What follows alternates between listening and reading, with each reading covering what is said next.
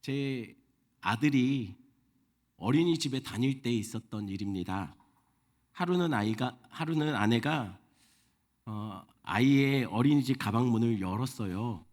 그랬더니 그 안에서 꼬깃꼬깃한 그림 하나가 나왔습니다. 무슨 그림이 나왔을까요? 딱 이렇게 생기는 그림이 나왔어요. 도대체 아이가 뭘 그린 걸까요? 궁금해서 물었습니다. 얘들은 뭐니? 그러자 아이가 그렇게 대답하는 거예요. 우리 가족이랍니다. 참 우리 아들이지만 해도 너무하죠. 당최 누가 누군지 잘 모르겠습니다. 다 갸가 갸 같아요.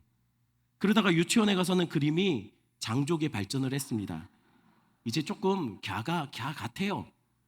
하지만 그래도 그렇지 팔이 이렇게 짧으면 어떻게 밥을 입으로 가져가 먹을 수 있습니까? 물론 아이는 최선을 다해서 저를 그렸을 거예요. 그렇다 해도 그림 안에 있는 제가 될 수는 없죠. 그럼 아이에게 미술을 가르쳐 화가를 만들면 그때 그린 그림 안에 있는 저는 저일까요? 아니면 사진을 가리킬까요? 사진을 기가 막히게 찍게 만들어서 사진 안에 있는 제가 될 수가 있을까요? 이전에 막내가 제가 출근을 하고 나면 그렇게 집에서 제 사진을 끌어안고 아빠 언제 와요? 그랬답니다. 다 지나간 옛날 얘기예요. 지금은 제가 어디 수련회 가서 또 1박하고 집을 비우면은요 아싸 그럽니다. 왜냐면 엄마랑 잘 수 있기 때문이죠. 그런데 이렇게 가정해 보겠습니다. 제가 퇴근하고 집에 들어왔습니다. 그런데 아이가 제가 퇴근했음에도 여전히 제 사진을 끌어안고 아빠 보고 싶어요 하고 있었다면 제 마음이 어떨까요? 그걸 볼 때 제가 죽었나요? 영정사진입니까? 아무리 제 아이가 끌어안은 사진이 제 사진이어도 그건 제가 아니죠. 아이 눈앞에 서 있는 제가 접니다. 사진 틀 안에 있는 제 사진이 저는 될 수 없어요. 그러니 아빠가 왔으면 아이는 사진 한쪽에 집어 던지고 저에게 찾아와 저에게 달려와 저를 끌어안고 저에게 말하고 저에게 제 말을 들어야 되는 거예요. 제가 왜 이 말을 하냐면요, 하나님과 우리 사이도 마찬가지입니다. 기억하십시오. 우리 하나님은 살아계신 하나님이세요. 그러니 죽어있는 존재처럼 존재하지 않는 신처럼 아니면 멀리서 만나기 힘든 매시기 힘든 그런 신처럼 사진이나 어떤 형상이 필요한 분이 아니라는 거예요. 성경책 안에 틀 안에 갇혀 계신 분도 아닙니다. 그분은 지금도 살아서 우리 앞에 우리 안에 우리 옆에 우리와 함께 동행하고 계세요. 그래서 오늘 본문은 하나님은 본문에서 모세에게 이렇게 말씀하고 계십니다. 22절 말씀 같이 읽습니다. 여호와께서 모세에게 이르시되 너는 이스라엘 자손에게 이같이 이르라. 내가 하늘로부터 너에게 말하는 것을 너희 스스로 보았으니. 이스라엘은 하나님을 보았습니다. 뭘 봤다고요? 시내산에 임재하신 하나님의 임재를 봤습니다. 근데 진짜 이스라엘이 하나님의 임재를 봤나요? 글쎄요. 그들이 본 것은 시내산에 임한 불과 연기와 천둥과 우레소리를 보고 들었죠.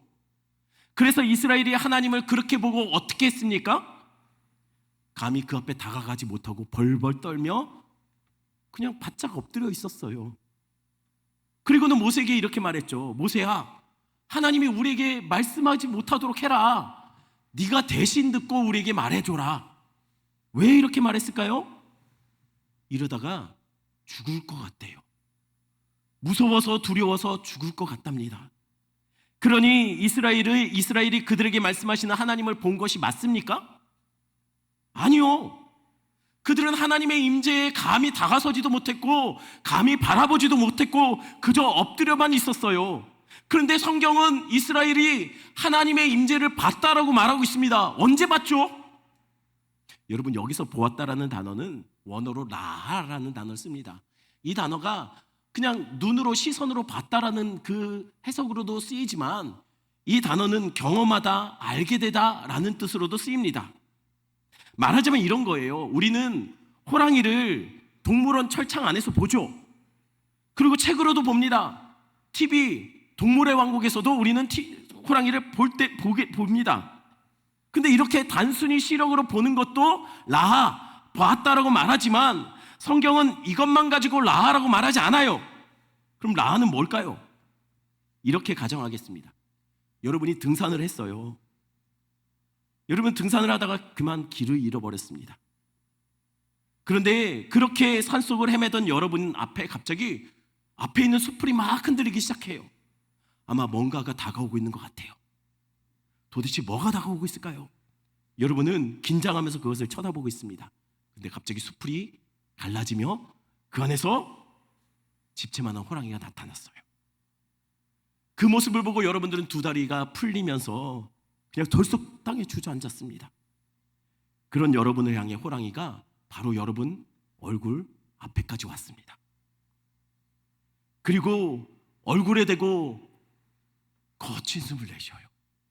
그 숨을 내쉴 때마다 여러분 눈썹 안에 바람이 흔들립니다. 그리고 얼굴에 호랑이가 걸쭉한 침을 흘려서 뺨을 타고 어깨가 축축하게 젖어요. 호랑이의 털들이 여러분 피부를 쓸어가면서 그때마다 여러분들 그 오싹함이 온몸에 퍼져나갑니다. 이 순간에 여러분들 그 호랑이와 제대로 눈이라도 마주쳤을까요? 글쎄요. 아마 호랑이가 여러분 팔을 물어도 여러분은 호랑이 눈을 마주치지 못하고 가만히 있었을 거예요. 여러분들은 호랑이를 제대로 보지 못할 것입니다. 하지만 여러분들은 분명 그날 호랑이를 라하 봤습니다. 어떻게요? 소리로, 몸에 닿는 그 감촉으로, 눈썹 사이를 통과하는 호랑이의 거친 숨소리로 여러분들은 호랑이를 라하 봤습니다. 그게 성경이 말하는 보다라는 라하의 참 의미예요. 이스라엘은 시내 산에서 하나님을 라하 봤습니다.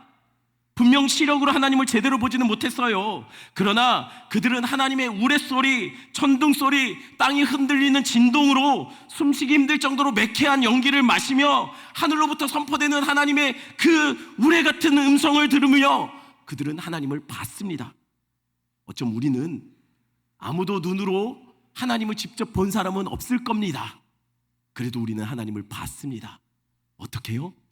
기도할 때 따뜻하게 우리를 안아주시는 그 하나님의 따뜻함으로, 우리가 주님께 매달릴 때마다 우리를 끌어안아 주시는 그 하나님의 온기로, 매일 삶 속에 우리를 입히시고 먹이시는 그 하나님의 돌봐주심으로 우리는 하나님을 본 거예요. 그러니 하나님은 이스라엘에게 이렇게 말씀하고 계시는 거죠. 23절 말씀 같이 읽습니다. 너희는 나를 비겨서 은으로나 금으로나 너희를 위하여 신상을 만들지 말고. 하나님은 내 옆에 은이나 금이나 뭐로든 너희를 위하여 신상을 만들지 말라고 말하고 있습니다. 왜요? 우리 하나님 살아계신 하나님이니까요. 우상이나 이미지나 이런 것들은 죽은 것들 혹은 자주 만나기 힘든 그런 거짓 신들, 그런 신들에게나 필요한 거지, 우리 하나님은 언제든지 우리를 만나고 직접 말씀하시는 분이기 때문입니다. 마치 아이가 사진을 붙잡고 아빠 언제 와요? 하는 것처럼, 또는 영정사진처럼 우리 하나님에게는 그런 것들이 필요 없다라는 거예요. 우리 하나님은 살아계십니다. 멀리 계시거나 성경 안에 갇혀 계신 분이 아니에요. 교회에서만 만날 수 있는 분도 아닙니다. 그분은 우리 옆에 계세요. 우리 앞에 계세요. 우리 안에 계세요. 우리와 함께 계세요. 그걸 이스라엘은 이미 시내산에서 봤습니다. 그러니 신상을 만들어 그분을 죽은 신처럼, 멀리 있는 신처럼 그렇게 섬길 필요가 없다는 것이죠. 그리고 금으로 은으로 기가 막히게 신상을 만든들, 그게 우리 하나님이 되겠습니까? 아니에요. 기억하십시오. 하나님은 우리와 직접 말씀하시고 직접 만나고 직접 교제하길 원하시는 분이십니다. 그러니 그분 옆에는 어떤 형상도 만들어 놓을 필요가 없다는 거예요. 그런데 문제가 있어요. 뭐가 문제일까요? 하나님은 이스라엘을 직접 만나기를 원하세요. 이스라엘에게 직접 말씀하기를 원하십니다. 그런데 이스라엘도 그렇게 생각할까요? 아니요. 이스라엘은 하나님을 직접 말하고 하나님과 직접 대면하는 것을 원하지 않아요. 왜요? 죽을 것 같거든요. 무섭거든요. 하나님 앞에 서는 게 두려워요. 왜 죽을 것 같고 두려울까요? 저는 평소 운전할 때 경찰차가 제 옆을 지나갈 때 별로 두려워하지 않습니다. 그런데 가끔, 정말 가끔 제 옆을 경찰차가 휙 지나갈 때 갑자기 아이고 머리나 할 때가 있어요. 왜 그럴까요? 그때가 언제일까요? 제가 애매하게 신호를 통과했을 때, 또 제가 그날 좀 밟았을 때, 그때는 경찰이 주변에 있으면 아이고 괜히 긴장해요. 죄가 있으면 경찰이 두렵습니다. 이스라엘이 왜 하나님 앞에 서는 것을 두려워할까요? 왜 하나님 말씀 듣는 것을 그들이 무서워하고 있는 걸까요? 죄를 지어서 그런 거예요. 언약의 주이자 심판의 주이신 그 앞에, 심판주 앞에 서니 자꾸만 자기의 죽을 죄가 떠올려지고, 이러다가 아이고 우리가 죽겠구나 싶어서 두려워 떨고 있는 겁니다. 그래서 이게 문제라는 거예요. 하나님은 이스라엘 너무 만나고 싶어 하세요. 그런데 우리가 원치 않아요. 우리가 두려워요. 우리가 죽을 것 같아요. 그러면 어떻게 하면 될까요? 영영 이대로 하나님과 우리는 만날 수 없는 걸까요? 그래서 하나님이 이스라엘과 만나기 위해 특별한 장소를 정해 놓으셨습니다. 그게 어디일까요? 바로 제단이에요. 제단. 여기서는 죄인인 이스라엘이 죽지 않고도 안전하게 하나님을 만날 수 있답니다. 아니, 제단이 뭐길래, 아니 어떤 곳이길래 여기서는 죽음의 두려움 없이 죄인인, 죽을 수밖에 없는 죄인이 하나님 앞에 아무런 두려움 없이 그분을 만나고 그분의 말씀을 들을 수 있게 된다는 것일까요? 먼저 제단의 재료입니다. 24절 말씀 볼까요? 제단은 이렇게 만들어진대요. 24절 같이 읽겠습니다. 내가 토단을 쌓고 그 위에 내 양과 소로 내 번제와 화목제를 드리라. 내가 내 이름을 기념하게 하는 모든 곳에서 내게 임하여 복을 주리라. 제단의 재료가 뭡니까? 제단의 재료가 뭐죠? 흙이잖아요. 흙. 토단을 쌓는다고 합니다. 흙입니다. 왜 흙일까요? 왜 하필 흙일까요? 여러분, 그럼 이렇게 묻겠습니다. 아담은 뭘로 만들어졌죠? 흙입니다. 왜 흙일까요? 흙은 없음입니다. 아무런 가치가 없는 거예요. 죽음이라고도 여겨지는 것이 흙입니다. 그런 재료로 죽음이고 없음인 흙이 어떻게 생명이 되었을까요? 하나님의 호흡, 그분의 영, 그분의 임재가 후 하고 흙에 불어넣어지자 흙이, 죽음이, 없음이 생명으로 바뀌었답니다. 흙이 아니라 하나님의 호흡이 아담을 생명되게 만든 거예요. 그러니 돌아와, 왜 토단일까요? 토단은 없음입니다. 아무것도 아닙니다. 그냥 흙 무더기예요. 그런데 아무리 기가 막히게 흙을 쌓아도 흙은 흙이죠. 아무리 비싼 화장품을 발라도, 아무리 좋은 옷으로 휘감아도 흙은 흙입니다. 아무리 비싼 시계를 차도요, 아무리 좋은 집에 살아도 죄송합니다, 흙은 흙입니다. 그런데 아무것도 아닌 흙 무더기가 어떻게 제단이 될까요? 하나님의 영이 그곳에 임하면 흙덩어리도 제단이 되는 거예요. 기억하십시오. 건물을 기가 막히게 만든다고 그 건물에 비싼 재료를 다 그곳에 가득 채워 넣었다 할지라도 그곳이 교회가 되고 성전이 되는 건 아닙니다. 아무리 흙더미라도 하나님이 그곳에 계실 때 그곳이 성전이 되고 주의 제단이 되고 교회가 되는 거예요. 하나님이 이스라엘에게 흙을 쌓아 제단을 만들려고 하는 의미가 무엇일까요? 그건 하나님이 우리에게 이렇게 말씀하고 있는 거예요. 어디든 좋다. 네가 누구든지 상관없다. 형편없는 너의 삶 자리, 일터, 어디라도, 흙덩어리 같은 너일지라도, 매일 사람들에게 무시당하는 너일지라도, 아무도 눈여겨보지 않는 너일지라도 다 괜찮다. 어디든 상관없다. 내가 누구든지 상관없이 내 영을 부어 그곳에서 내가 너를 만나겠다. 이렇게 말씀하는 거예요. 그래서 자격 안 되는 흙덩어리 같은 우리가 주의 움직이는 교회고 성전이 되고 제단이 되는 거예요. 이게 하나님이 토단을 쌓으라 한 말의 의미입니다. 그럼 제단은 꼭 흙으로만 만들어야 될까요? 아니요. 흙 말고 또 한 가지 재료를 허용하셨습니다. 재료가 뭘까요? 좀 흙보단 낫겠죠? 25절입니다. 25절 같이 있습니다. 내가 내게 돌로 제단을 쌓거든 다듬은 돌로 쌓지 말라. 내가 정으로 그것을 쪼면 부정하게 함이니라. 흙 말고 또 어떤 재료입니까? 돌이랍니다. 아유, 좀 나을 줄 알았는데 갸가 갸예요.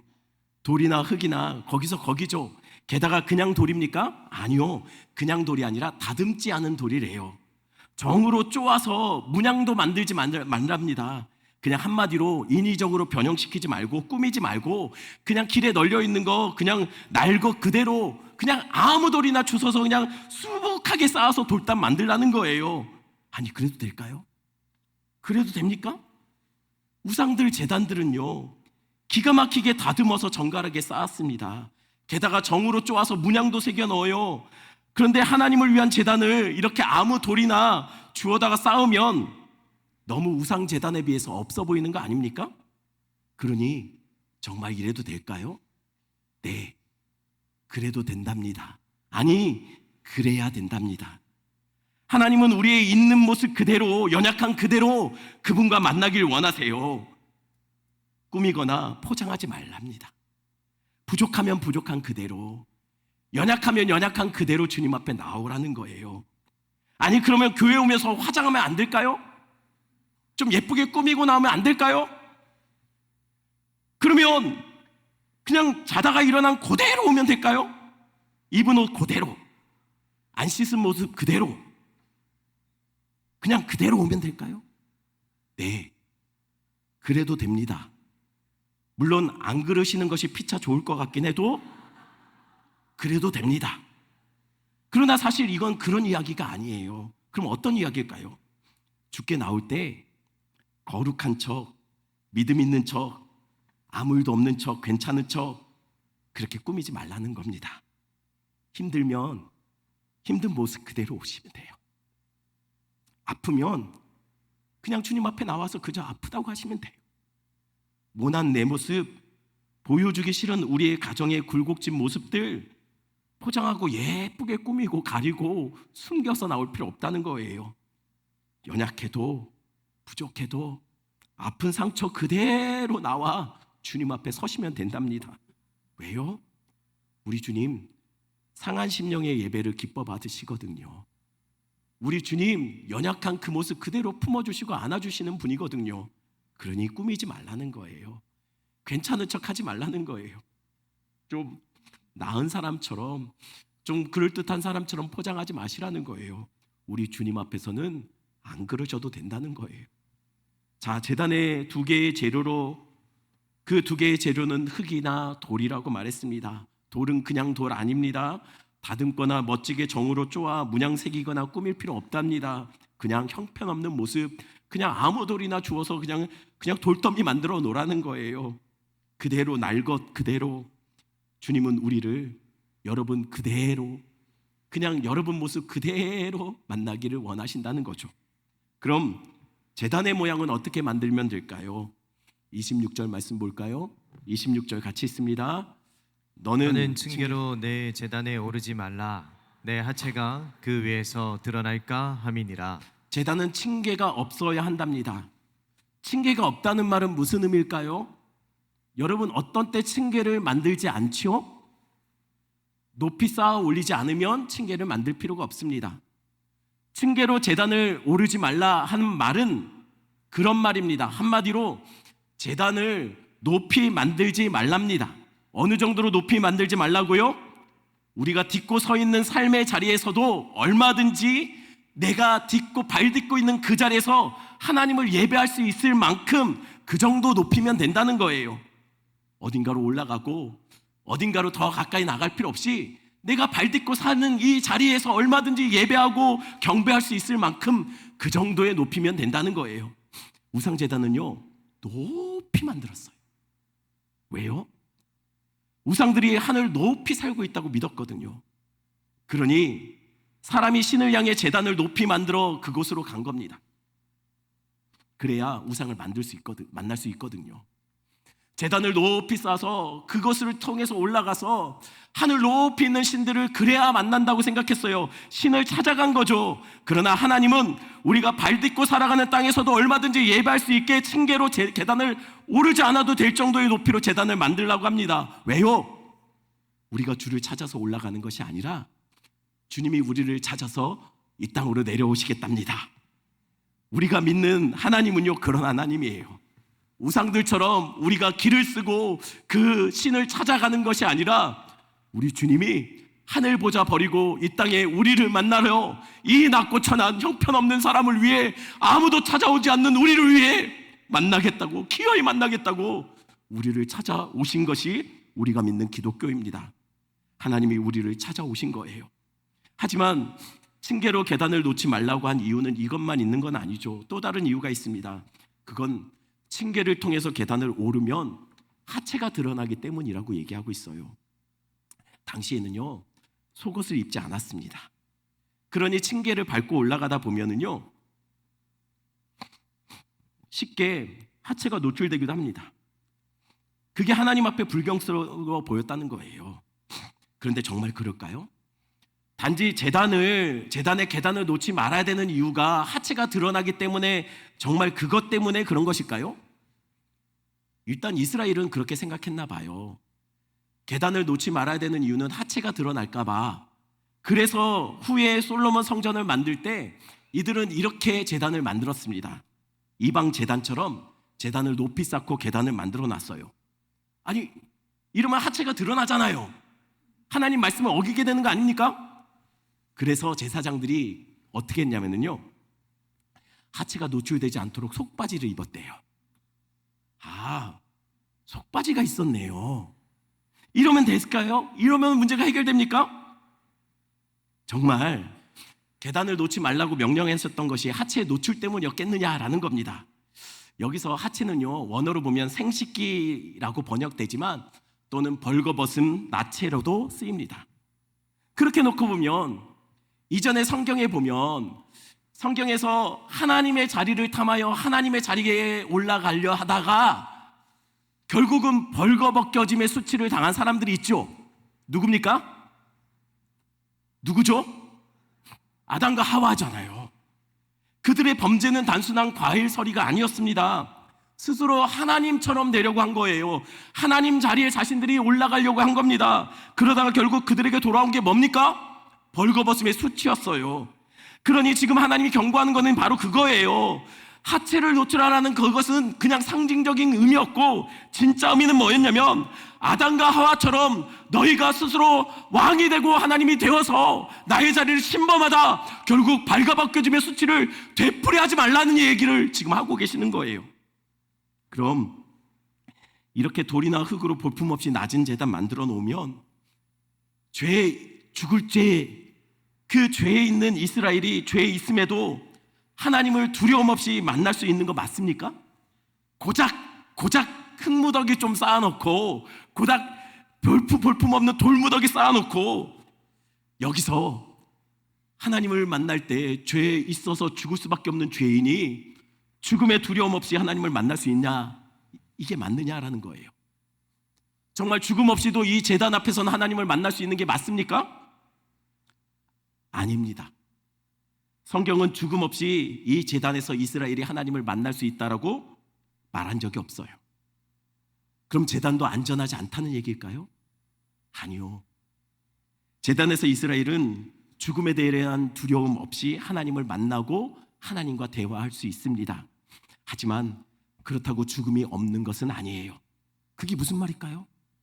이 제단에서 하나님이 제단을 명령하시면서 두 가지 제사를 명령하셨어요. 두 종류의 제사가 뭡니까? 첫 번째는 번제입니다. 번제가 뭐죠? 번제는요, 짐승 희생 제물을 각을 뜨고 통째로 올려놓고 하나도 남김없이 제마저도 다 하늘로 올라가게 그렇게 온전히 태워져서 온전히 바쳐지는 것이 번제입니다. 그리고 두 번째 제사, 화목제를 명령하셨어요. 화목제는 어떻게 드리는 거냐면요, 제물의 내장 또는 기름을 떼서 하나님께 드립니다. 그럼 남은 것은 어떻게 할까요? 그거 가지고 제사장과 제사자가 또 그 가족들과 이웃들과 함께 이것을 나눠 먹어요. 그리고 하나님과 그렇게 드려서 제사를 화목하고 또 이웃과 함께 그 화목을 나눠 갖는 거예요. 그러니 제단에서 죽음 없이 이스라엘이 하나님을 만난 거 맞습니까? 아니죠. 그들은 안 죽었습니다. 그렇다고 죽음이 없었던 건 아니에요. 그 제단에서 뭐가 죽었죠? 재물이 죽었어요. 그리고 그곳에서 이스라엘은 하나님을 죽음의 두려움 없이 만날 수 있는 겁니다. 왜요? 이미 재물이 대신 죽었거든요. 내가 죽어야 되는데 이 재물이 죽음으로 죽을 수밖에 없는 이 죄인이 하나님 앞에 자유롭게 나가고 담대히 나가고 그와 말씀하고 그와 교제할 수 있게 된 겁니다. 그게 단순히 흙무더기 초라한 날 것 같은 돌무더기에서 이루어진 사건이 아니라는 거예요. 이게 도대체 무슨 의미일까요? 도대체 이 제단이 말하는 것이 무엇일까요? 다니엘서 2장 45절 말씀 보겠습니다. 다니엘서 2장 45절 같이 읽습니다. 손대지 아니한 돌이 산에서 나와서 새와 놋과 진흙과 은과 금을 부서뜨린 것을 왕께서 보신 것은 크신 하나님이 장래일을 왕께 알게 하신 것이라. 여기서 손대지 않은 돌이 나옵니다. 즉 다듬지 않은 원래 모습 그대로의 돌, 볼품없는 돌. 그 자체인 돌이 앞으로 와서 열국을 다 무너뜨리고 결국은 진정한 왕의 모습으로 나타나게 될 것이라고 얘기하고 있어요. 이 돌이 뭐냐면 바로 예수 그리스도를 말해요. 그분이 낮고 천한 인생들을 향해 오셨어요. 왜요? 죄로 인해 우리가 감히 하나님 앞에 설 수 없거든요. 그래서 그것을 그냥 두고 볼 수 없어서 하나님이신 그분이 하늘 보좌를 버리고 이 낮고 천한 우리의 삶에 우리가 발딛고 사는 이 땅으로 내려오신 거예요. 그래서 죽음 없이는 그분 앞에 설 수 없는 죄인인 우리를 위해 그분이 제단을 놓으셨습니다. 어떻게 그분이 제단을 놓으셨을까요? 그분이 사람들에 의해서 건축자의 버린 돌처럼 버려지심으로 그분의 버려지심을 통해서 그분이 제단이 되신 거예요. 아니 사람들이 어떻게 예수를 버렸을까요? 사람들이 예수를 십자가에 죽음의 절망의 그를 던져버렸습니다. 그러니 십자가는 다듬어지지 않은 반석, 아무도 예수를 볼 때 흠모할 것이 없다라고 그렇게 말했던 건축자의 버린 돌 같은 예수님, 그분이 바로 그분의 희생으로 그분의 죽으심으로 생명의 제단이 쌓여진 겁니다. 그럼 그곳에서 어떤 제사를 우리 주님은 드렸을까요? 예수님은 그곳에서 피 한 방울 남김없이 그나마 남아있던 심장에 고여있는 피까지 심장을 터뜨려서 우리를 위해서 다 쥐어 짜내셨어요. 그분의 생명을 그 십자가에서 다 태워내신 범죄로 우리 주님 다 드렸어요. 아무것도 남는 거 없이 다 주셨어요. 또한 하나님과 원수되었던 우리를 그분의 자녀로 화목시키기 위해 그분이 화목제로 그 십자가에서 드려졌어요. 그래서 그 제자들에게 자신의 살을 찢어서 나눠주시며 받아 먹으라 라고 말씀하신 거죠. 그리고 그 십자가에서 우리 주님은 벌거벗겨졌고 하체를 드러내셨어요. 왜요? 하나님 우리에게는 그 제단에 오를 때 그 벌거벗음의 수치를 드러내지 말라고 하셨잖아요. 그런데 왜 예수님은 우리 하나님이 그 십자가에 예수를 내어주실 때 벌거벗겨져서 그 하체를 드러내게 만드셨을까요? 대속입니다. 대신 값을 치러 우리를 그 저주에서 자유케 하신 거예요. 우리가 당할 벌거벗음의 수치를 그분이 대신 당하신 거예요. 그리고는 우리에게 이렇게 말씀하는 거죠. 너희는 다시는 이 제단에서 나를 만날 때 벌거벗음의 수치를 당하지 말아라. 왜요? 내가 당할게. 너희가 당할 그 수치를 내가 당할 테니 너희는 다시는 벌거벗은 모습으로 내 앞에 서지 마라. 너희는 이제 내가 흘린 예수의 피로 옷 입고 나와라. 부족하고 연약한 그 모습 그대로, 하지만 아들의 옷을 입고 아들의 권세로 아들의 모습으로 나와라. 그분이 죄악의 저주를 다 끌어안고 죽음으로 가셨습니다. 그래서 죽음에 있던 우리를 생명으로 밀어내신 거예요. 그 저주와 상관없는 자로 바꿔내신 겁니다. 그게 대속이에요. 그러니 제단은 죽음 없이 우리가 하나님을 만나는 장소가 아닙니다. 감히 하나님 앞에 죽음 없이 설 수 없는 우리가 그분을 만나고 예배하고 그분의 말씀을 듣고 그분을 찬양할 수 있는 것, 여러분이 지금 여기 와서 예배하고 그냥 우리가 주님의 말씀을 들을 수 있는 것은요, 아무 두려움 없이 그렇게 할 수 있는 이유는 우리 예수님이 십자가에서 죽으셨고 발가벗겨 주셨고 그곳에서 심히 두려워 떠셨고 그분이 그곳에서 갈증을 느끼셨고 그분이 그곳에서 산산조각 나셨기 때문이에요. 우리 대신 그가 버려졌고 버려졌던 우리가 하나님의 자녀가 되었습니다. 그가 이 낮고 천한 땅으로 내려오셨고 우리가 이 낮고 천한 곳에서 하나님의 보좌 앞으로 나아갈 수 있게 된 겁니다. 우리가 드리는 예배는 예수 십자가의 공로 위에 세워진 예배입니다. 우리 말씀 생각하시면서 이 찬양 잘 모르실 텐데 우리 그래도 가사 생각하시면서 함께 불렀으면 좋겠습니다.